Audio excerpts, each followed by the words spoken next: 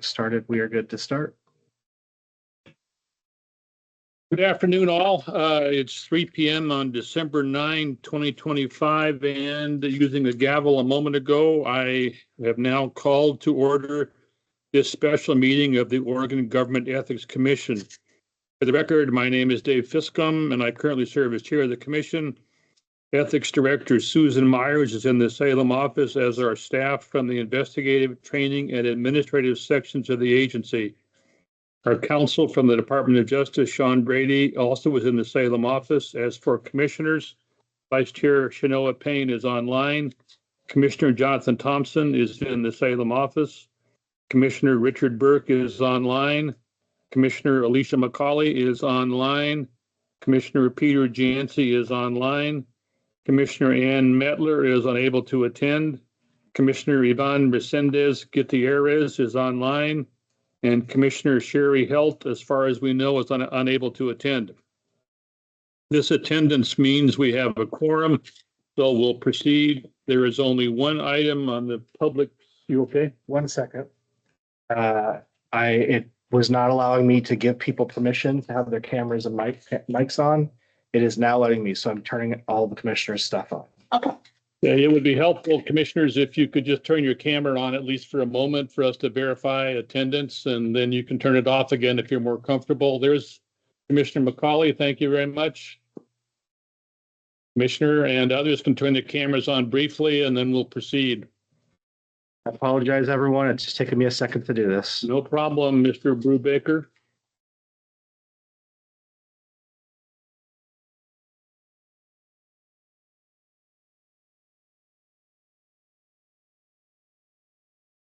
I'll wait for the heads up.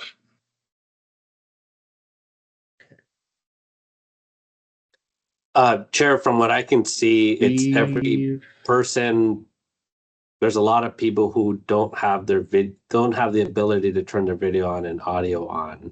It's slowly getting fixed, but it was most of the people I saw online. Okay. I had some trouble, but I think I'm on now. I believe we should be.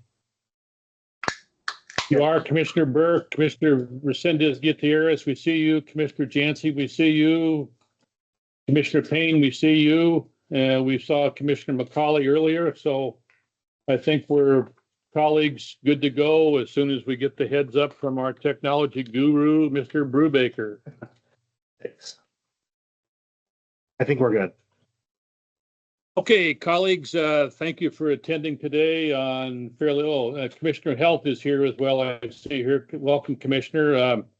The only item on the public session agenda today is an investigative report for case number 25-160 CEF involving respondent Greg Smith.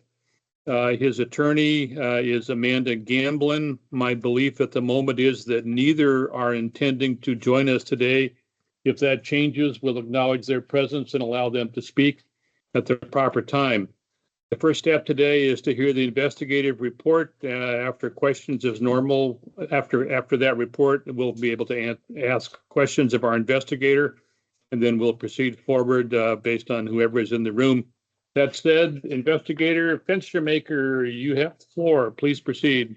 Thank you, Chair Fiscum, Commissioners. My name is Casey Fenstermaker. For your consideration today, we have an investigation report regarding Greg Smith.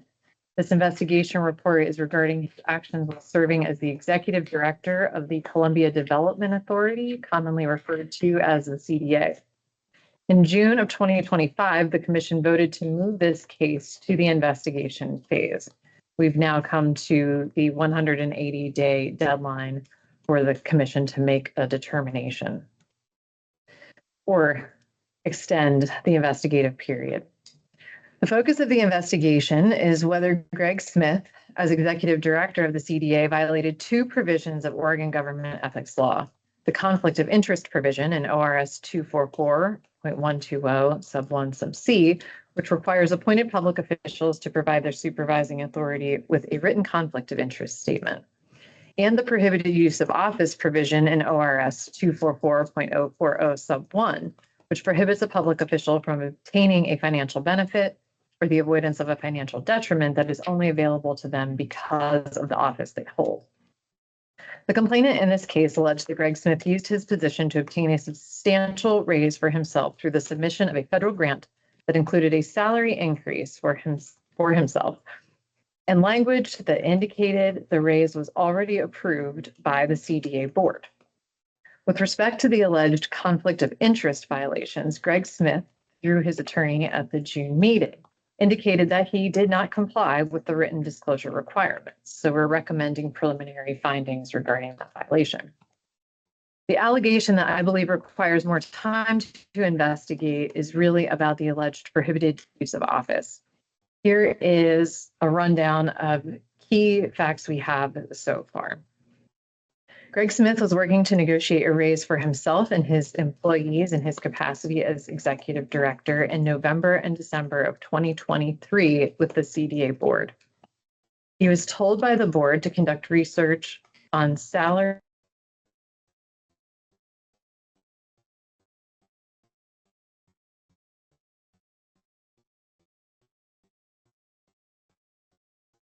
proposed motion. The first draft of a budget justification for an Office of Local Defense and Community Cooperation grant, that's OLDCC for short, was circulated by CDA staff on or about January 26, 2024. That initial draft indicates that the executive director's salary would increase substantially to $238,000, the same amount that was proposed in the memo circulated to the CDA board earlier in January. That draft also included language that the raises in the budget justification were approved by the board. The OLDCC called out the salary because it conflicted with certain allocations allowed by federal program. It was ultimately decreased to $195,000, finalized by CDA staff and submitted to Port of Morrow, the CDA's fiscal agent, for submission. So you have the CDA.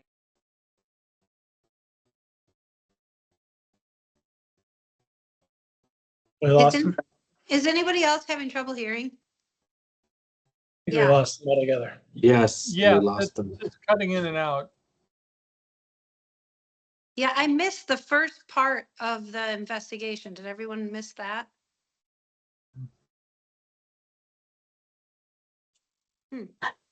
We've let them know that we lost the room and we're working on getting them back. Thank you for that. Sorry about the technical difficulties. That's okay, just as long as we figure it out. Well, you know what they say, to err is human, but to really screw up requires a computer.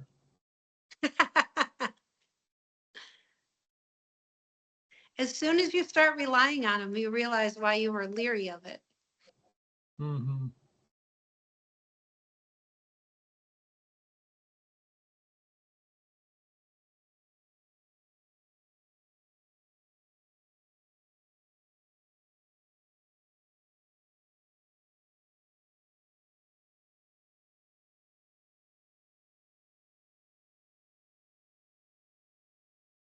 We can see you all again.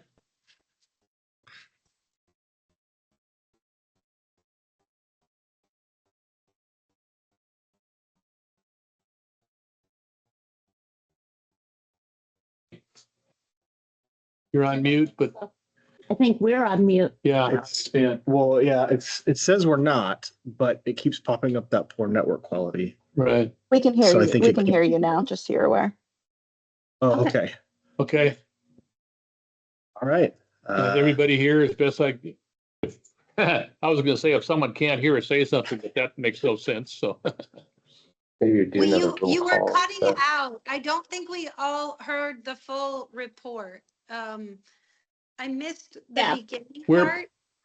The full report has not been made yet. What we're gonna do right now in a moment, assuming you can hear, is we'll ask Ms. Putnam to call the roll again in just a moment. So we verify that everybody can hear, so you'll get a chance to respond, which indicates your ability to hear us in just a moment. Try it. Yeah, nothing changed on this part.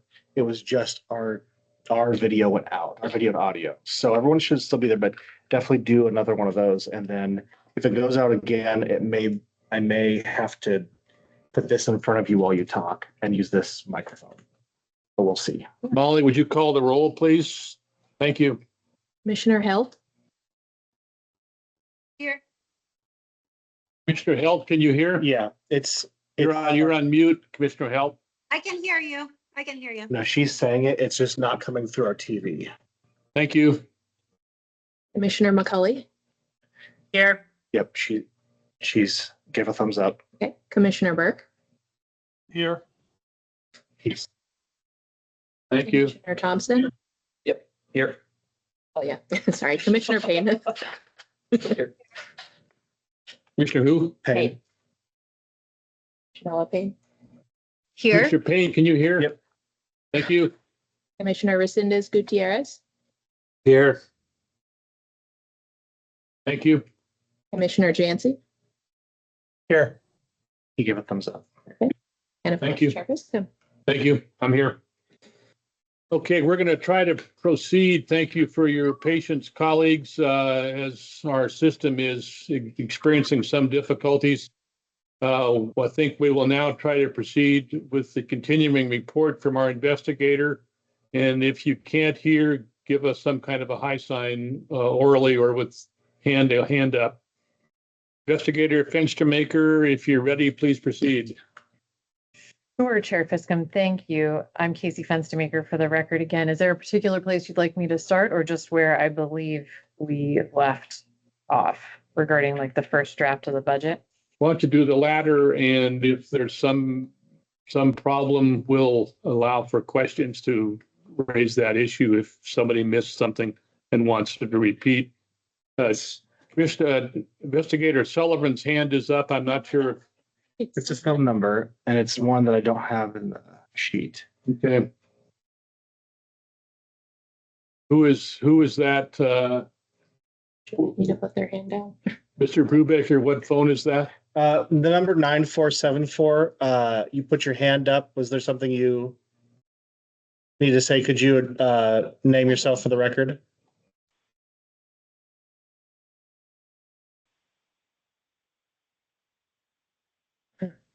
Phone number 9474. Is that the right? Yeah. Okay, hearing nothing, let's proceed with the report, please, investigator. Sure. So I believe I left off with the OLDCC called out the salary and it was ultimately decreased to $195,000 before it was finalized by CDA staff and submitted to Port of Morrow, CDA's fiscal agent for submission to the OLDCC.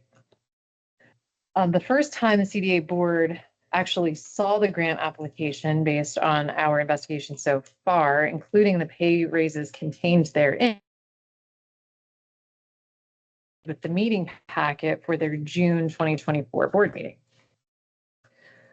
The process of providing the materials to the CDA board at that time and not including them in the process of developing the grant application is in and of itself not unusual for the CDA as it was described to me so far.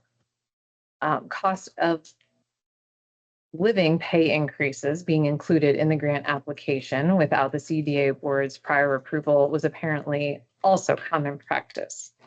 But substantial pay raises, that is a question that remains to be seen whether or not they were commonly included. The CDA board approved the grant application on or about June 24th, 2024. 2 days later, Greg Smith emailed the Port of Morrow and advised that because the OLDCC budget application was approved by the CDA board, his raise should be implemented and paid retroactively to April 1st. There's no motion or discussion at any public CDA board meeting authorized the increase in pay or the retroactive payment of the pay that was approved in that budget application.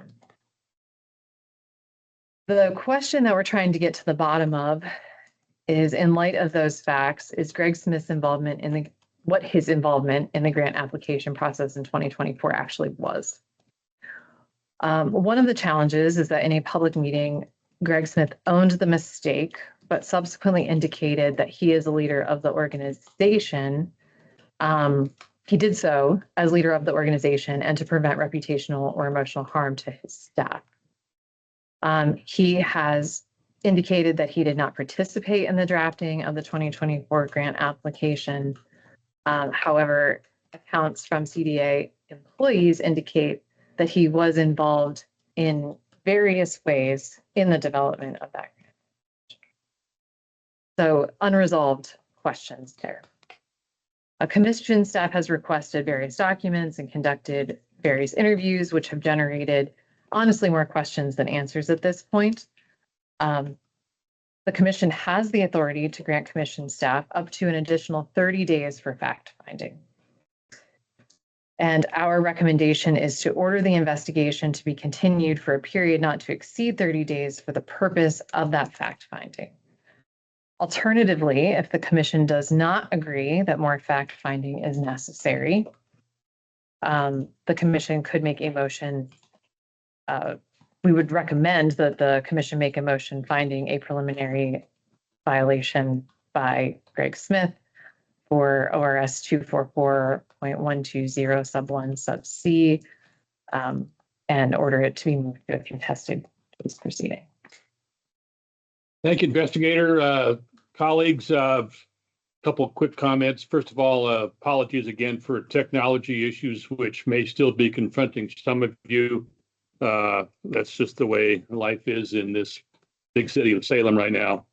I want to make this other comment. I'm going to commend our investigator for plowing through a tough, complicated set of issues in Eastern Oregon involving state government, local government, ports, the federal government, and nonprofit organizations. So I understand the rationale for an additional 30 days. We have the option, as if we take a vote to that extent, to extend the investigation for 30 days, and we can talk about that eventually today. The first opportunity for all of you is to ask any questions you have of our investigator. I have a few, but I will yield to anybody who wants to ask a question by raising hand or interrupting me. Either way is fine. Anybody have a question for our investigator? Mr. Thompson, please. Thank you, Mr. Chair. Two quick questions. In the report that we got, you intimated that there was two interviews that you were going to conduct yesterday. Without going into the details, were you able to conduct those interviews? Yes. Okay. And so if we give the 30 days, the 30-day extension, you can incorporate the results of those interviews into the recommendation moving forward. Correct.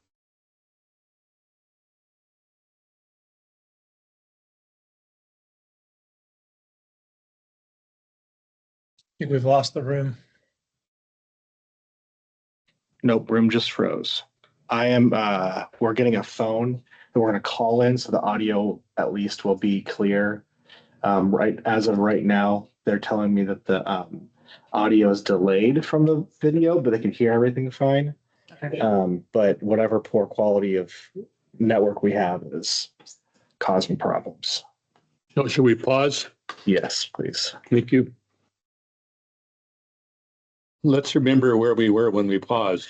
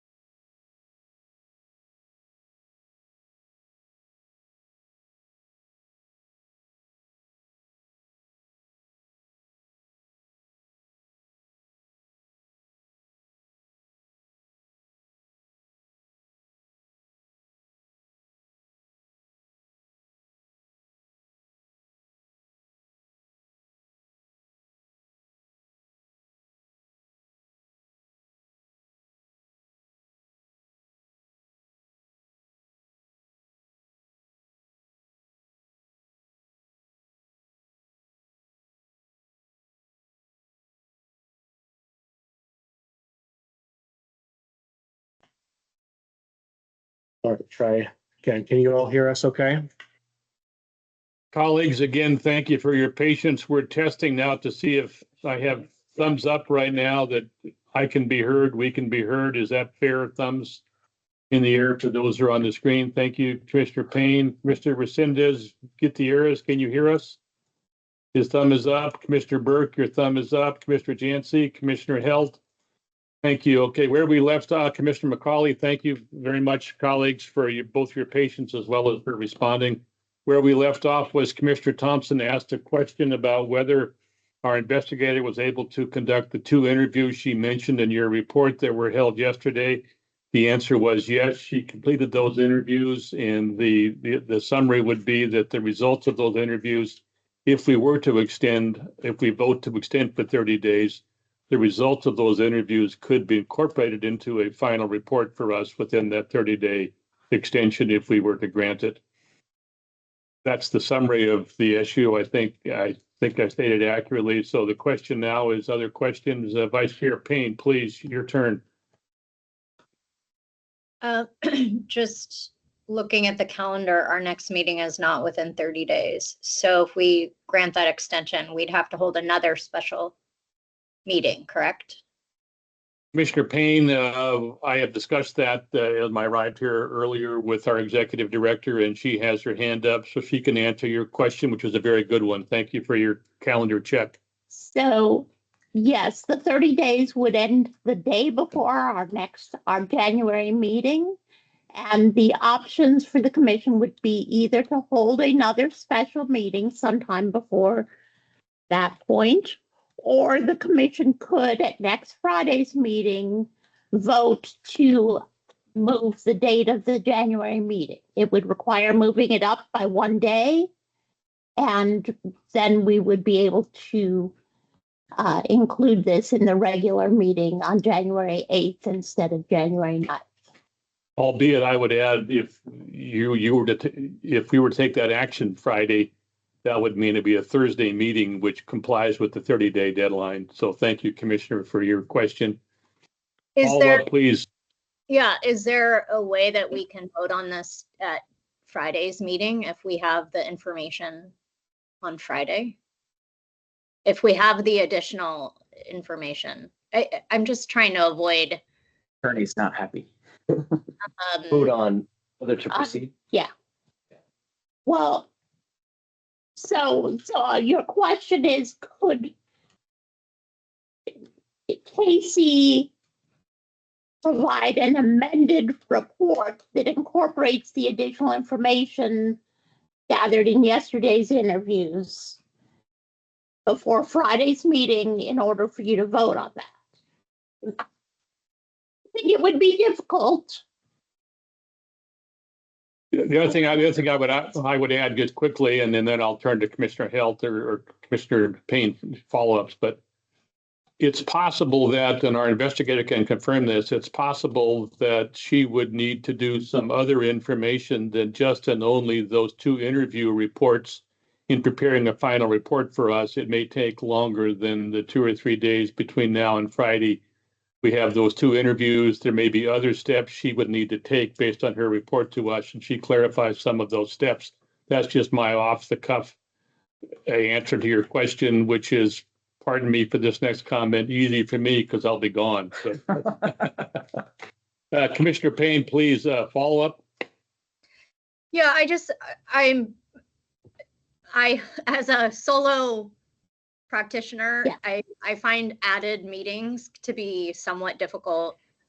And I know that I'm not the only one. And moving meetings at the last minute can also be very difficult because I have appointments. So my preference, I'm just expressing my own, but I don't want to speak for anyone else, but I find both of those options to be undesirable options. And yet I don't want it to be unfair to our respondents. So I find this entire situation to be a sort of undesirable situation for everyone involved, because I want it to be fair to the respondent, and yet it's it's just an undesirable situation for us as volunteers who volunteer our time and don't have a lot of it, to be adding two additional meetings in a month is not particularly a desirable outcome. Thank you, Vice Chair. We have two hands up. Commissioner Halt, I saw yours first. Please proceed. Thank you, Chair. My question is around timing as well. I'm curious, we'll be extending 30 days, but we're coming up against the holidays. And so when our investigators closed for the holidays, when will we open? Will you be able to interview people over the holidays or not? It seems to me like it's almost like a 1 week extension with a couple of days, maybe on the January side. But I'm curious as if this is enough time to even do what you want because of the 30 days that you're speaking of. Thank you. Executive or investigator? Yeah, with respect to interviews and, with respect to interviews specifically, I have found that people are very responsive to my requests when I indicate that we need to get it done in a specific amount of time. So I'm very grateful to all the public officials out there who have, or former public officials who volunteered their time to talk to me. So I'm fairly certain that I can conduct the interviews that I would like to conduct in that 30-day period. We have also done some requests for documents from the OLDCC, which, as you can imagine, between the government shutdown and just how long the backlog was for requests for documents from a federal agency. Anyway, I know I won't get those. The odds of getting those are very slim. There are some documents I'd like to get from other agencies to try to confirm some of the information that's been, especially that came up in Greg Smith's interview yesterday. So I'd like to say I will be able to accomplish everything I would love to accomplish in that 30-day period, but I too recognize the challenges that I'm presented with given the calendar. Before proceeding, thank you. Before proceeding, I would just say that if we are to extend, our only option is 30 days. It's not 31, it's 30. That's a statute. And so I think colleagues, some of you may either know that or realize that. So that's one of the tensions we have, because the clocks that govern our process are in statute. Resendez Gutierrez, Commissioner, please. Thank you, Chair. I also want to jump in and echo Commissioner Payne's thoughts. I'm not really satisfied by the proposed timeline. It sounds like the investigator is also not going to be able to accomplish certain things within the additional 30 days. And I'm really looking forward to just an answer of an explanation of how we got here in the first place and how we're going to try to avoid this issue going forward. I'm not really a fan of these special meetings. And so I would like some clarity on those things. Investigator, executive, either one, both. Yes. So how we got here is, as the commissioners know, we are short-staffed right now. And so Casey, I think we were looking at her in the case management system. I think she has 74 different cases assigned to her right now. And the other two investigators have close to that. So part of it is we are really busy. We are short-staffed. I do know, however, this was a complicated case, and Casey did work on trying to gather as much of the information needed to make sense of this case so that it could be presented. In getting close to this, in terms of trying to get Representative Smith's interview scheduled and gather that information, the date that was made available to us was yesterday. while we do have the option of, while a respondent can request to waive time to consider negotiations for a stipulated final order, that request was not forthcoming. And so we are facing that this is the deadline, and the only options are either to continue the investigation by up to 30 days for additional fact-finding, or take a vote on making a preliminary finding of violation. Now, the recommendation right now is make a finding of violation on the violation of 244.120 sub 1C, the conflict of interest.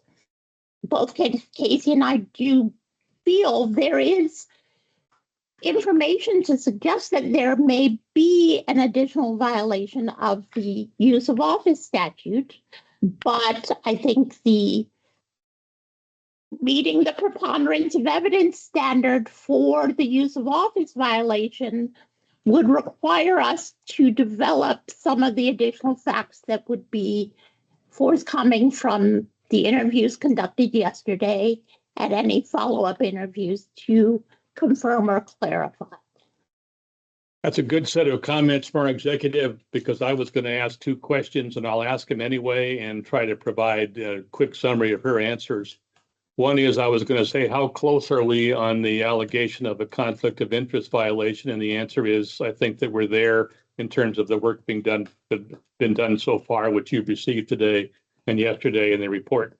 How close are we on the potential allegation of a use of office violation? And that's where we're not as close as we are on the conflict of interest thing, for the record. And so that second issue, a use of office, is where we would need to be gathering more information for the preponderance of evidence standard that our staff has enunciated. So if you look at your report, there are two options at the end of the report on page 23. One deals with conflict of interest, and then that's the second one, and the first one deals with a 30-day extension with all of the variations on those themes. So let me stop talking and see if there are any other questions from colleagues as you've thought about this issue, and going forward, we have time to ask more questions. Vice Chair, please. So you conducted the interviews within the timeline.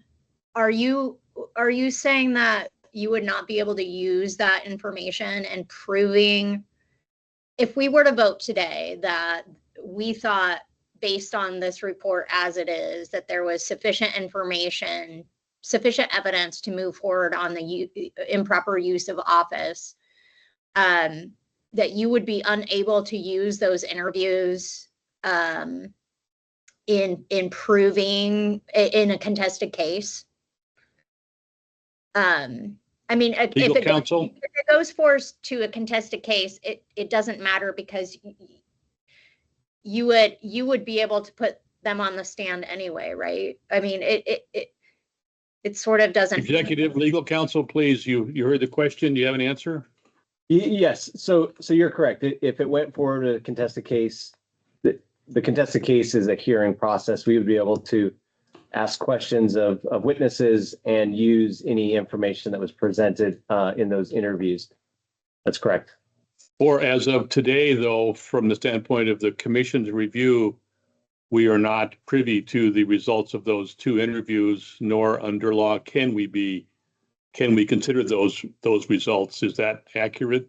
Correct. They're not part of this report. So I think the 30-day extension is, and I don't know what additional information would be provided, but to provide the report, which included not only what they said, but how that impacts the analysis of the staff report or the investigation report. Would it be appropriate or inappropriate, legal or illegal, for our investigator to summarize those interviews today for us in this setting? I think the answer is she's not able to do so because they can't be part of her report because they're beyond the deadline. Is that accurate? If I said that properly or not? I don't know if they're beyond the deadline. I don't think they are. Okay. But they're not in the report that's before you today. Thank you. So you'd be asking information beyond the report that's presented. Thank you. Appreciate the answer. Vice Chair, please follow up. Yeah, I mean, the information was gathered within the deadline. Why can't that information be presented to us from the investigator in executive session, even if it's not presented to us in the written report?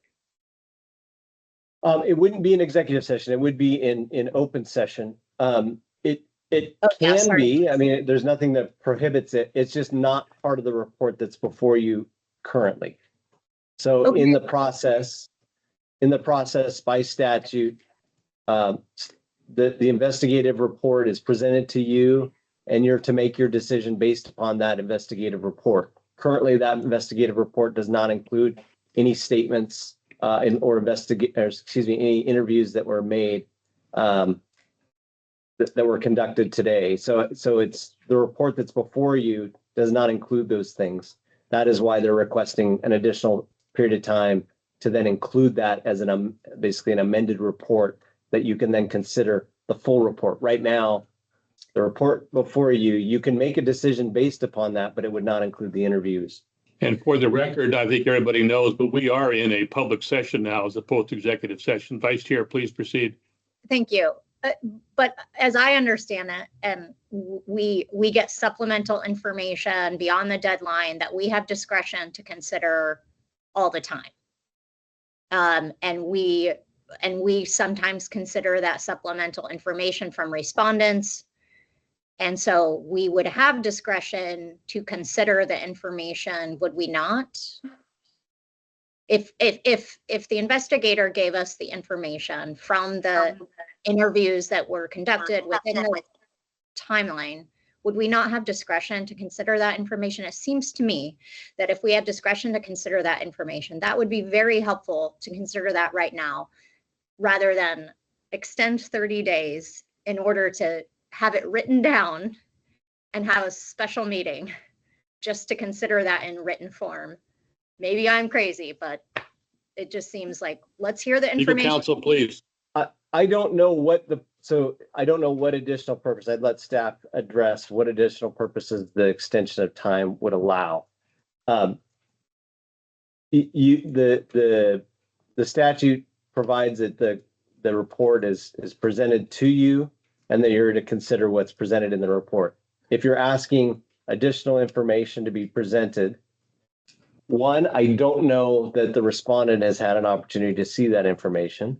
So I think that's question number one. But if you do proceed with considering that information, it's outside of the report that's before you. I have not done an analysis of whether or not that would be a technical issue that the respondent could bring up.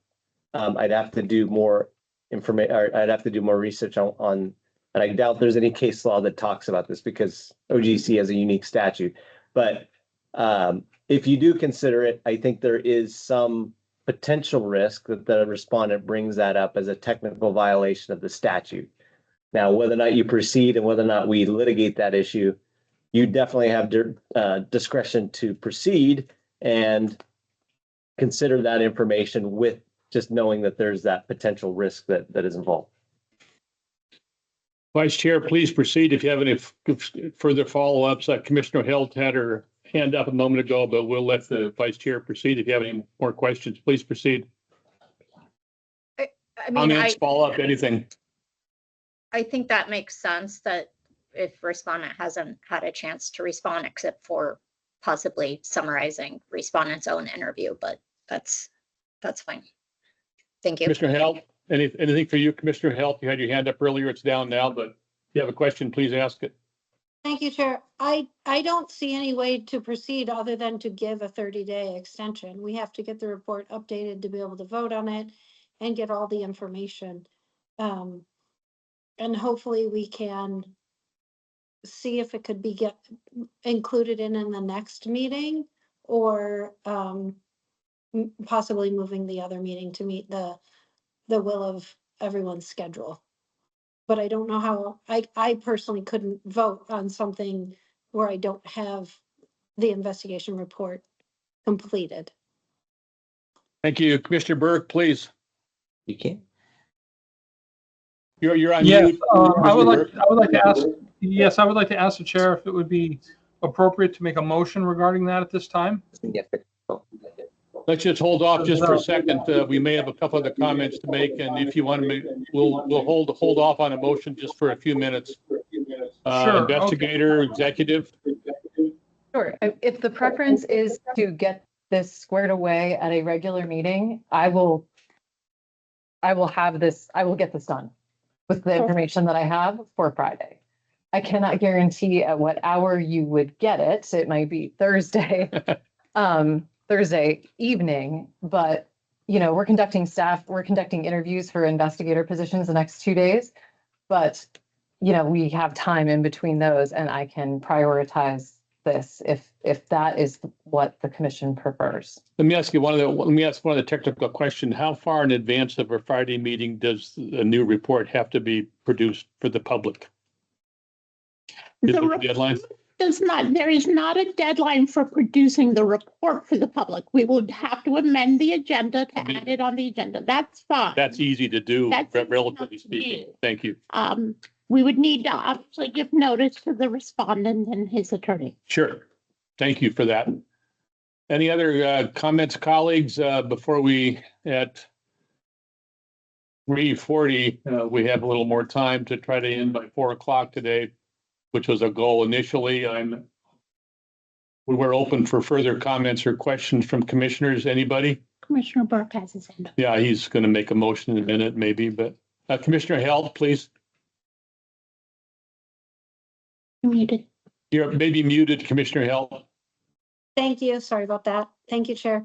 I just want to say, I think the utmost importance is that the report is complete and accurate, and we have time to do that. And that I think is in the best interest of everyone. And so I'm hoping that we could get it done on a meeting, but if we have to take more of the 30 days and talk about moving the other meeting, I think that is fine.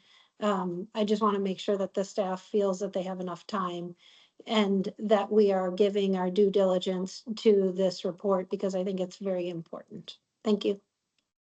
Thank you. Commissioner Jancy, Commissioner McCauley, any comments from you? I haven't seen your hand, which is fine. If you don't, no pressure. Any comments? Not seeing any. You guys, are your colleagues, you ready to take action? If that's the case, first of all, Vice Chair, do you want to make a motion, or can I turn to Commissioner Burke? You can turn to Commissioner Burke. That's fine. Thanks. Thank you. Commissioner Burke, you have a motion to make, please. If you do, please proceed, and you're on mute at the moment. You're off mute. Thank you. Yes, Mr. Chair, I hope this is appropriate and correct, but I would like to move that we give our staff some slack, give them their 30 days, and move the January meeting from the 9th to the 8th.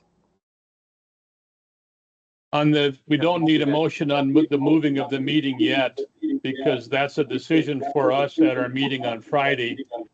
The issue today is simply to provide, if that's your motion, to provide the 30-day extension.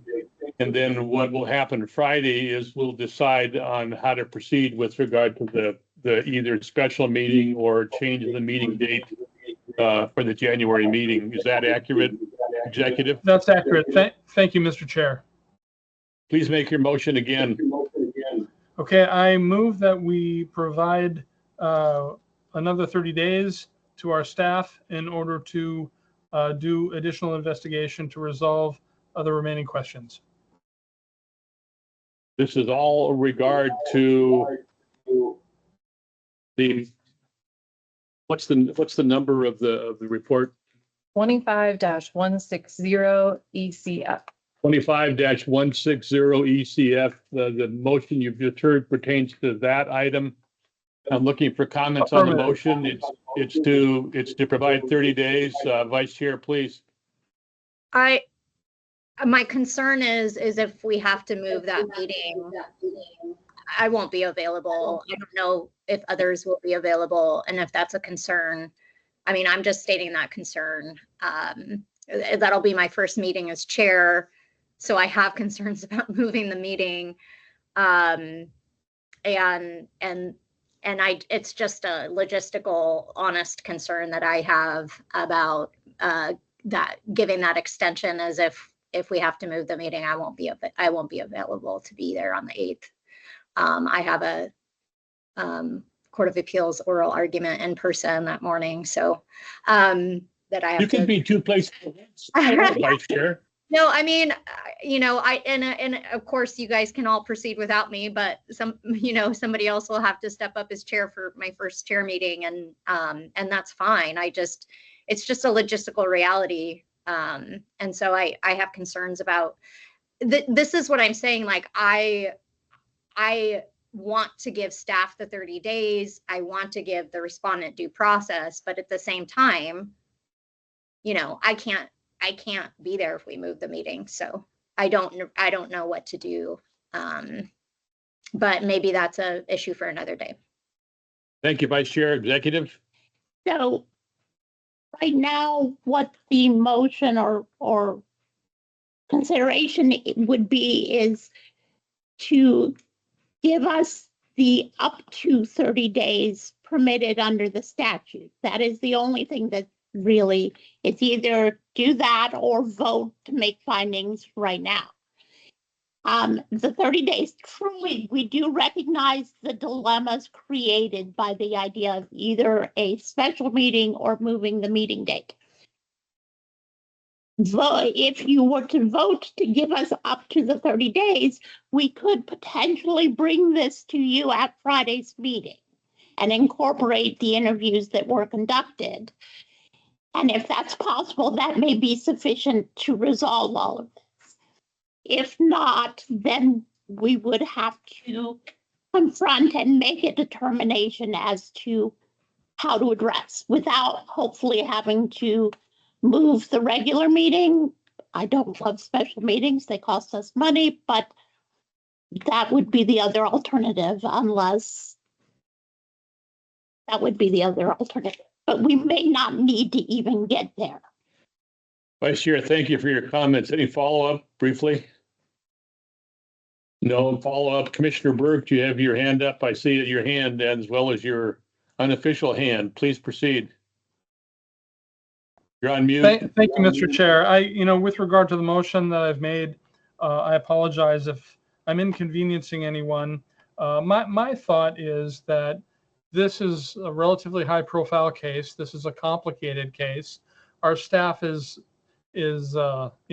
understaffed right now, and I think it's important that we make very clear that we are being transparent and that we're doing a complete job and that we are willing to inconvenience ourselves for the good of the mission that we are trying to advance, to make sure that we get this right and that we don't rush it because of our own inconveniences. And I know that it is, and I apologize, but I think this is the right move. This is the move that is consistent with our public mission.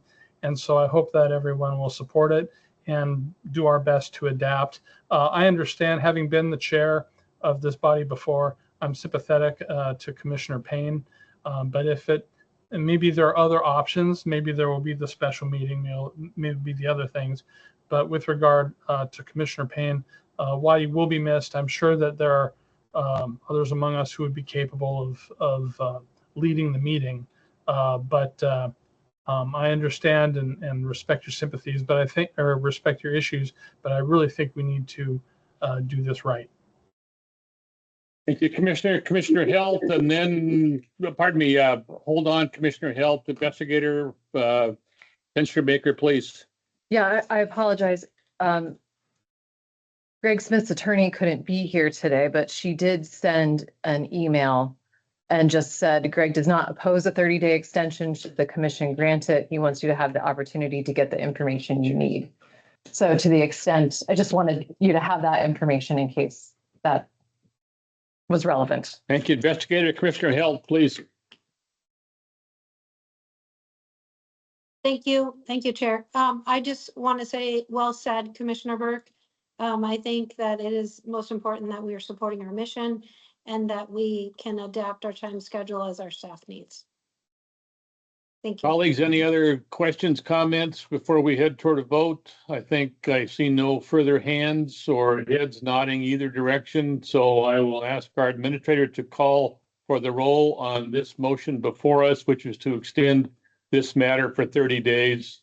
There's more detail on that motion, which will appear in your minutes. Administrator, please proceed with the roll call. Commissioner Thompson, Aye. Commissioner Payne, Aye.